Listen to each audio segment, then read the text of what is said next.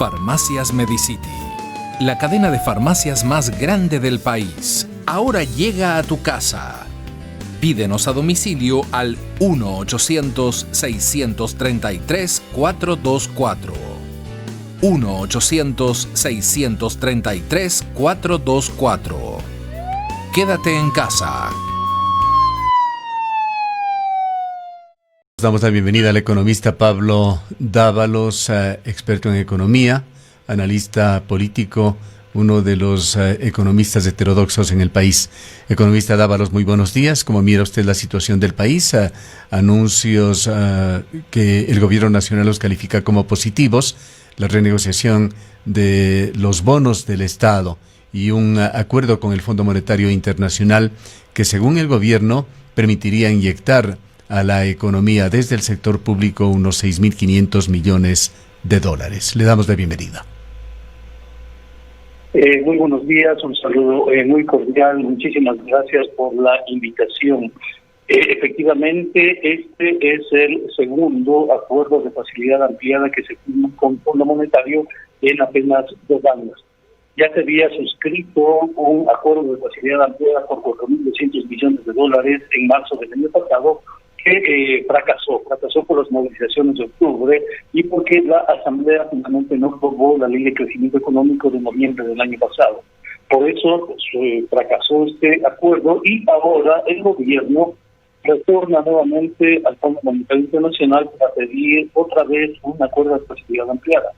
Este acuerdo de facilidad ampliada que se suscribe con el Fondo Monetario forma parte de las condiciones que pusieron los tenedores de bonos de la deuda para aceptar el proceso de renegociación de bonos de la deuda, ¿no? Cabe advertir además que estos bonos que se renegociaron son bonos que fueron emitidos por el gobierno de Lenín Moreno, no son bonos que pertenezcan en su mayoría al gobierno anterior. Efectivamente, desde 2017 a 2020, el gobierno de Lenín Moreno ha emitido alrededor de 14.000 millones de dólares en bonos de la deuda. Con esos bonos, los que se renegociaron y los tenedores de bonos le exigieron al país que firme con el Fondo Monetario y que además los recursos del Fondo Monetario sean destinados para garantizar estos bonos de la deuda, ¿no? Aclárenos algo, por favor, economista Dávalos. El gobierno ha señalado, si no me equivoco, que un 95% de los bonos del Estado han sido renegociados. ¿Se refiere exclusivamente a aquellos bonos emitidos en el gobierno de Lenín Moreno o a los bonos en general? Pues ese es el anuncio, como le señalo, que ha dado el gobierno. ¿Cuánto hay en bonos? En bonos en este momento hay 17.000 millones de dólares. De esos 17.000 millones de dólares, 14.000 corresponden a bonos emitidos por Lenín Moreno. De esos 17.000 millones que se renegociaron, ya el 98% de tenedores de bonos de la deuda aceptaron la renegociación. ¿Qué significa la renegociación? Significa cambiar la fecha de vencimiento y canjear por otros bonos. La fecha de vencimiento que estaba prevista al 2030 se extiende al 2035 y al 2040. Es decir, Lenín Moreno simplemente traslada la deuda que tenía que pagar el país hasta el 2030, la traslada al 2040 y complica la vida de los próximos gobiernos, ¿no? Este proceso significa que tenemos que pagar intereses sobre esos 17.000 millones. Al final, en el año 2040, ¿cuánto habremos pagado en capital e intereses? 27.000 millones de dólares. Eso es el proceso de renegociación que hizo Lenín Moreno. Bonos que vendían al 35% de su valor, Lenín Moreno lo reconoció a cerca del 90% de su valor. Por eso es tan caro este proceso de renegociación. Pero una de las condiciones que establecieron los tenedores de bonos para aceptar la renegociación de la deuda ecuatoriana fue la suscripción de un acuerdo de facilidad ampliada con el Fondo Monetario Internacional. Y eso es lo que acaba de cumplir. Ahora, para el Estado ecuatoriano, si no entendemos mal, economista Dávalos, los bonos tienen el valor nominal más allá del precio que puedan tener en el mercado. Es decir, el gobierno, si es que no se hubiese hecho la negociación, no es que se beneficiaba de ese valor o de esa cotización, de esa valoración de solamente un 30% de los bonos, pues no resulta ni ético ni viable el negociarlo, salvo que haga por algún tipo de tercerización.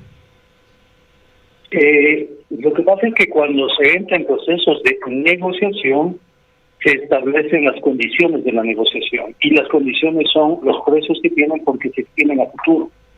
Es decir, si un bien, por ejemplo, si un auto está en $15,000, pero su precio de mercado es 20,000, se negocia sobre los 15,000, no sobre los 20,000.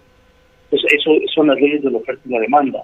Entonces, si se acepta el precio nominal, el precio del contrato que dice 20,000, y sobre ese valor se negocia, entonces ya se pierde una diferencia. Es lo que hizo el gobierno. Hay una palabra que no nos gusta utilizarla, pero quizá cabe en este momento, palabra que se la acuñó y se la utilizó profusamente durante el bucaramismo.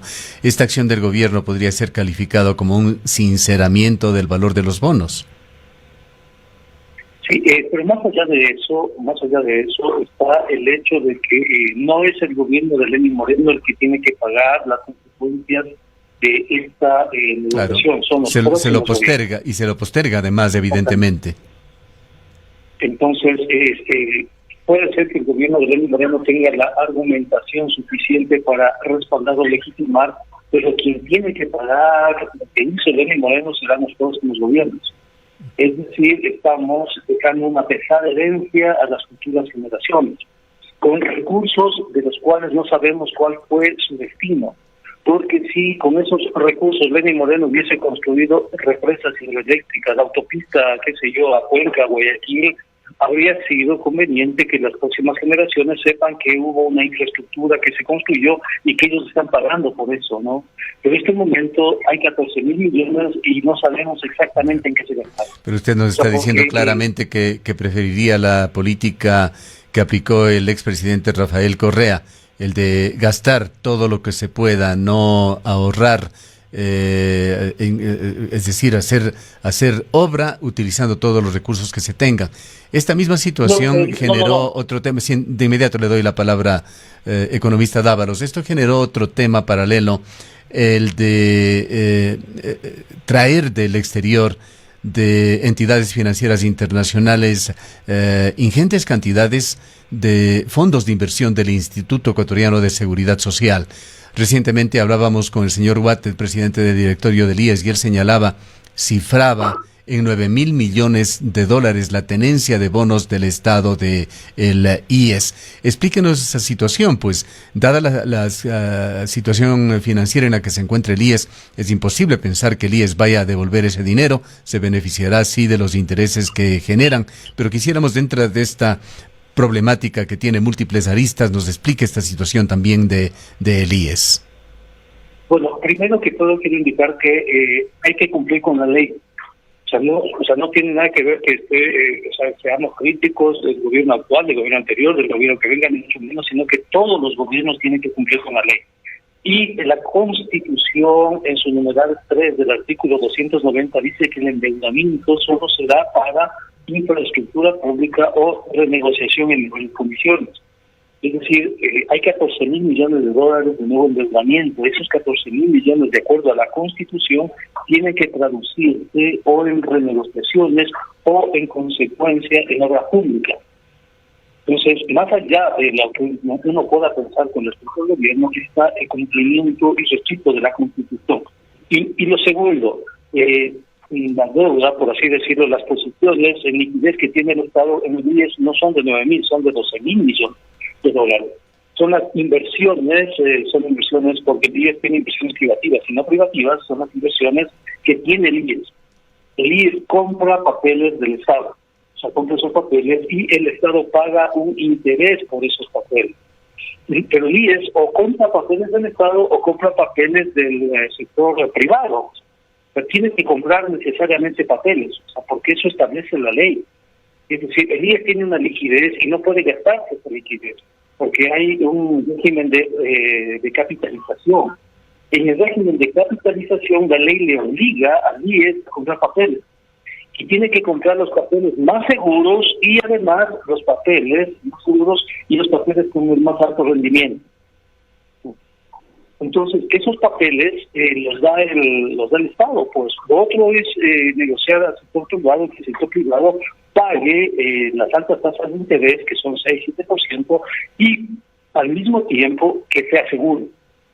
Pero eso dice la ley, estimado. O sea, la ley le pondría de otra manera la pregunta, esto tratando de entender las preocupaciones que existen sobre la situación de desfinanciamiento del IES. ¿El IES puede aspirar en alguna circunstancia en el corto o mediano plazo, en caso de requerirlo, a poder monetizar esos bonos del Estado que tiene en sus manos por este monto que usted lo corrige?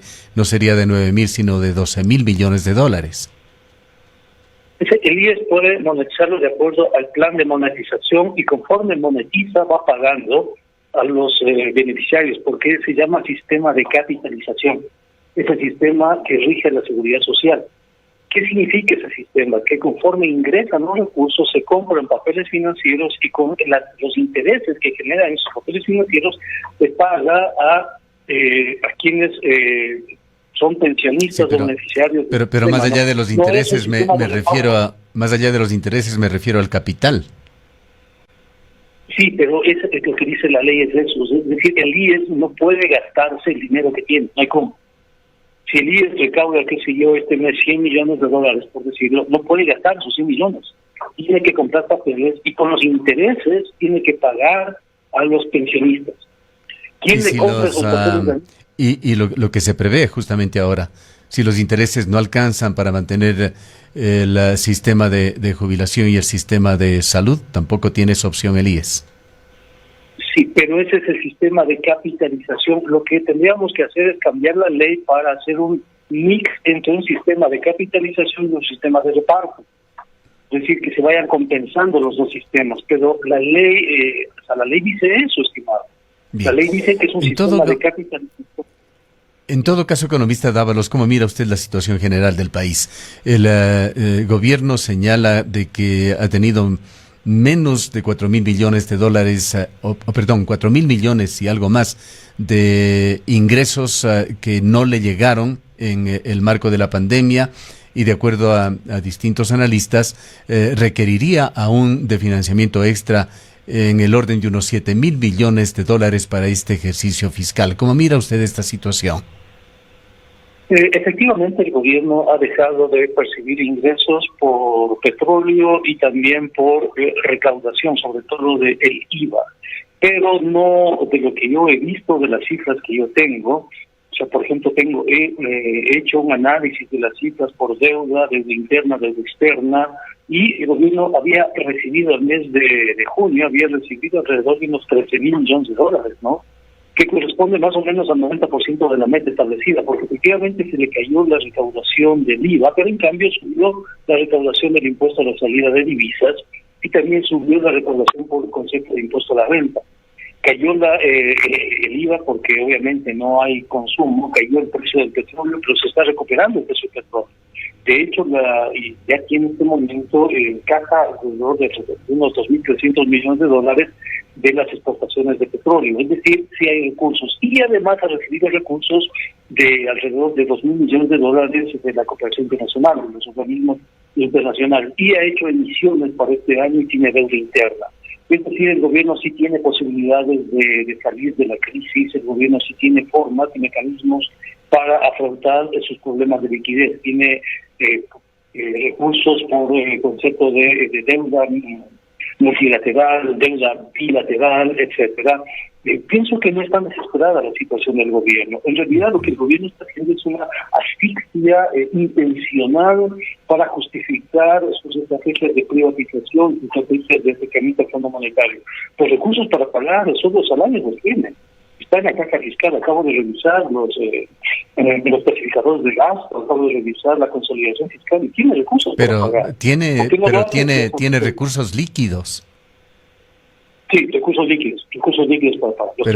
Pero usted está diciendo que el gobierno está haciendo algo que es realmente muy cruel, el de tener a empleados públicos, a profesores, a maestros, el de estar permitiendo también sufrimiento en el área de la salud en semejante situación de la pandemia, teniendo el dinero allí y represándolo.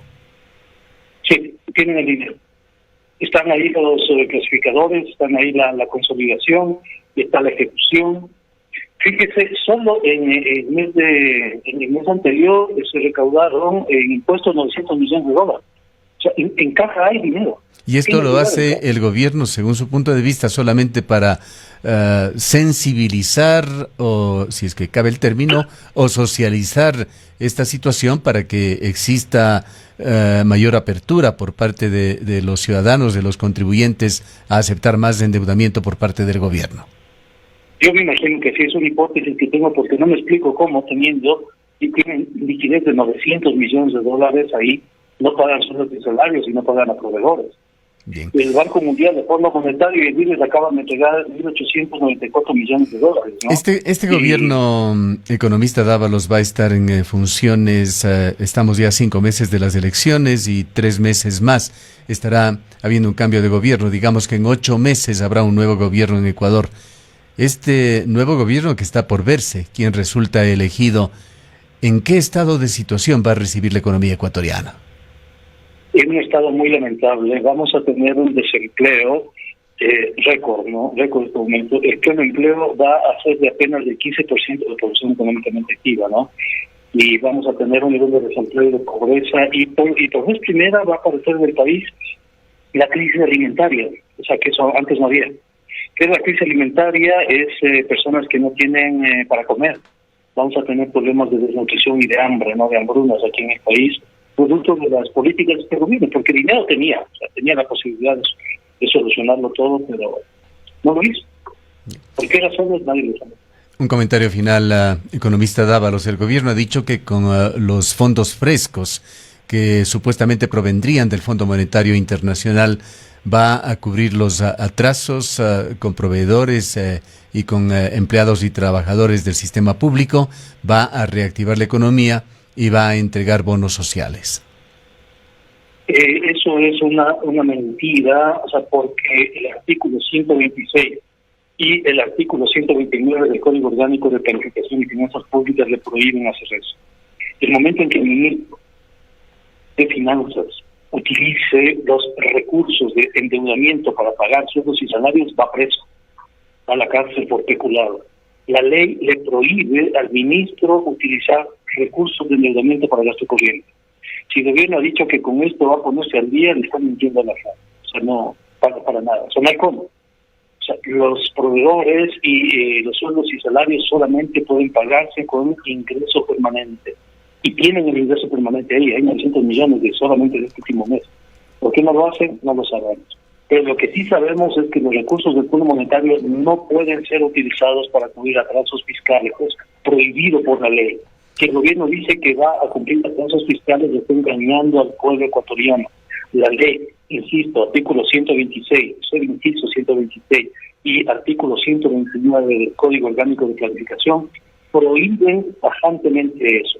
Y si el ministro lo hace, eso se llama peculado, y eso es una causal penal que podría llevar a la cárcel al ministro. Por lo tanto, el ministro no lo va a hacer.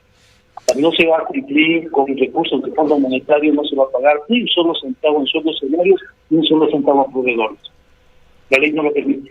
Ahora, viendo desde el otro punto de vista, desde el otro lado, el Fondo Monetario Internacional, según ha trascendido también, en sus expectativas tiene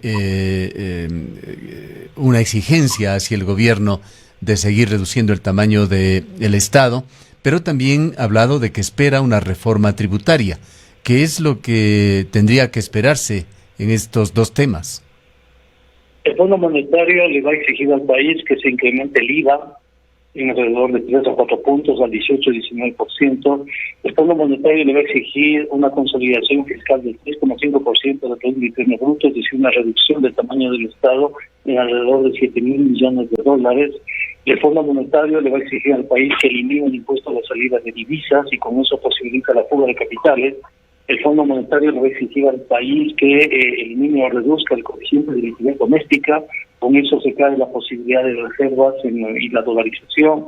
El Fondo Monetario le va a exigir al país que decrete o que apruebe una ley de autonomía del Banco Central, de autonomía e independencia del Banco Central. El Fondo Monetario le va a exigir al país que elimine los techos de tasas de interés, de tal manera que ahora los bancos puedan cobrar lo que les da la gana a los créditos que entregan las personas. Eso, entre otras características, lo que tiene la carta de intención. Ya. Un comentario, ahora sí, finalísimo. Economista Dávalos, No sé si está siguiendo usted lo que sucede con el Banco Interamericano de Desarrollo, cuando un hombre de Trump está como candidato y con el apoyo de varios países latinoamericanos para asumir la presidencia, rompiendo una tradición de 70 años que ha privilegiado siempre a financistas latinoamericanos dirigir este importante organismo que tiene muchísimo que ver con las soluciones a los desequilibrios sociales que se han exacerbado particularmente en esta época de pandemia. Bueno, tenemos por vez primera en el BID un candidato directo del gobierno norteamericano. Siempre el BID ha sido manejado por personas del continente que no sean Estados Unidos. El último fue Alberto Moreno de Colombia, ¿no? Muy allegado al presidente Uribe, además, Alberto Moreno. Ahora este nuevo Mauricio Claver Carone. Exactamente, que proviene del Estado, del gobierno norteamericano, tiene el apoyo de, entre otros países, de Jamaica y Ecuador. Y de hecho ha manifestado esta persona que reclutaría, dice, a Richard Martínez para el BID, ¿no? Lo que establece una política corporativa. Es decir, Richard Martínez está haciendo méritos para trabajar en el BID, ¿no? Por eso en este momento tiene posiciones tan fundamentalistas del dogma neoliberal, pues, ¿no? Está haciendo méritos para arriba, para Estados Unidos, para el nuevo presidente del BID. Y eso significa que está poniendo en riesgo la política económica del país. Y esta es una elección que se concretará en 10 o 11 días. Pero es medio común. Recuerda tú que Augusto de la Torre hizo lo mismo. Augusto de la Torre suscribió la carta de intención más radical con Alberto Dají de 1994, y después de eso Augusto de la Torre terminó de vicepresidente del Banco Mundial, pues, para América Latina. Entonces, es un procedimiento estándar, si tú quieres, de ministros de finanzas que empiezan a hacer política pública en función del BID, del Banco Mundial, del Fondo Monetario, ¿no?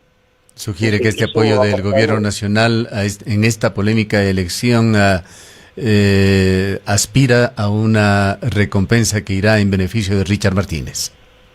Efectivamente, y eso plantea una distorsión de la política económica, ¿no? Es una visión ya corporativa de la política económica. Richard Martínez no está pensando en el país, está pensando en su futuro personal. O sea, cómo proceder de tal manera que le vaya mejor y pueda venderse mejor al mismo personal. Bien, queremos agradecerle al economista Pablo Dávalos, experto en economía, analista político. En el Ecaustro, desde hace 20 años, trabajamos día a día para generar la energía que tú necesitas. Hoy, renovamos nuestro compromiso de servir a la región y al país, generando desarrollo con conciencia y conservación ambiental y siempre mirando al futuro. El Ecaustro es